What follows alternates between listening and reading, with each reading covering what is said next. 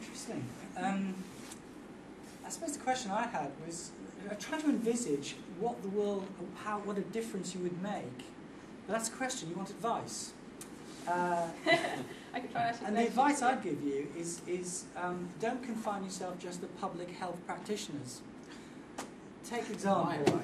Oh, sorry. Just to take an example, one of the biggest public health challenges we have is violence, huge cost to the NHS. And yet some of the leading experts are actually max-fac surgeons, A&E consultants, who've actually done some fantastic public health type work. Sure. Jonathan Shepherd in Cardiff is an example. So I'd say to you, just don't cast your net much wider than public health profession. That was the package. Fantastic. I think you have a new bit of advice. I wonder to what extent you've considered that, given this probably should have been a role that the faculty or somebody should have been doing up until this point, that hasn't happened. That journalism itself has filled that gap to some extent. And I can think of a few names off the top of my head of people who I would count as very competent users of the evidence, summarisers of the evidence, and have the demonstrable ability to communicate that to the so public. just Ben Goldacre's on our Yes. trusted advisors. I think I've heard of it. How are you engaging or actually involving journalists alongside Absolutely. you on the board? Absolutely, yeah. So we're currently engaging with various people to decide who would be appropriate for board membership. And are we allowed to say who we're approaching? Or?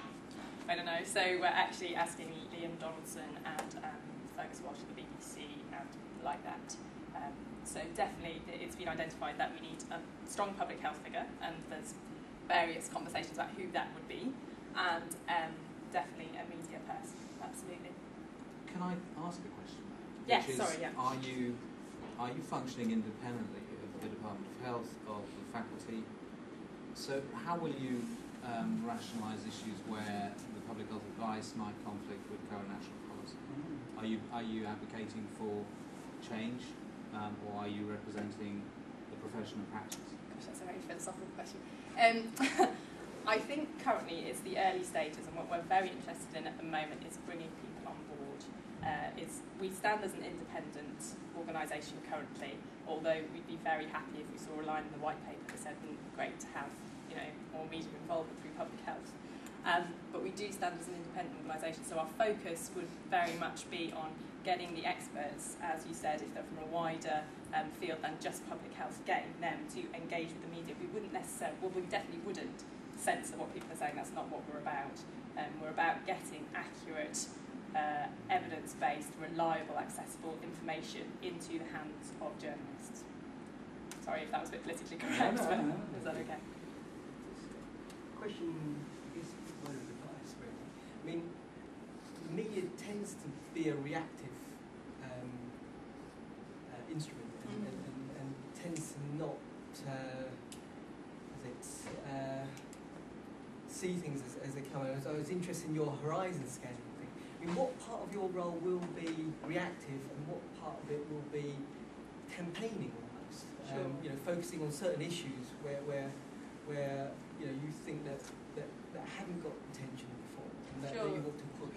Yeah, it's a really interesting question. I actually went and met with Fiona Fox at the Science Media Centre, who's the director there, and I was talking about proactive and reactive work, and she was saying the lines blur daily, really, because you're obviously having to be relevant to the media. You can't just say, well, actually, sort of this long-term condition is terribly important, and in 20 years' time, if we don't do anything about it, or there'll be all hell to pay. That's not a story in terms of media. On the other hand, there are ongoing public health issues that we want to make sure get on the agenda. So it is a case of trying to mesh those. So the horizon scanning will be very much looking at what the public health professionals see the agenda as in the coming year, and then looking for the stories that sort of are breaking and having those briefings ready to go. Does that sort of answer your question? Do you have any visions now?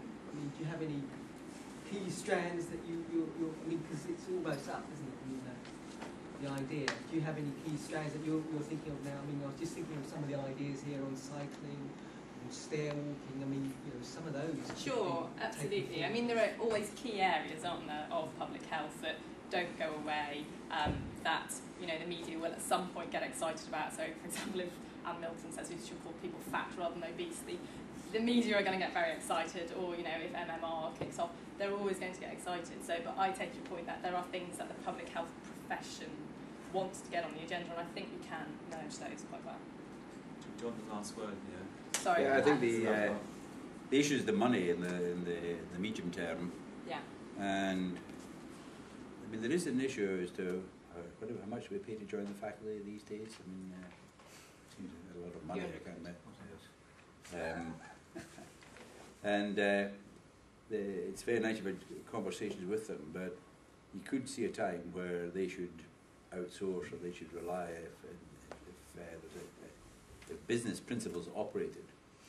Then I don't see any of the existing organisations having done this properly, and there is a business opportunity to do it. But the science, where's the money come from? The Science Media Centre? So the Science Media Centre, basically their mandate came from the House of Lords. Yeah, but the money, following where is inquiry. it? Yeah, so following that, basically, they set themselves up as a charity, and they basically allow donations from people like Big Pharma, actually, Yeah. but they cap it at 5%. Yes. So no one donor ever has, you know, overall say, if you like. They won't take any more than 5% from various people who have an interest in science.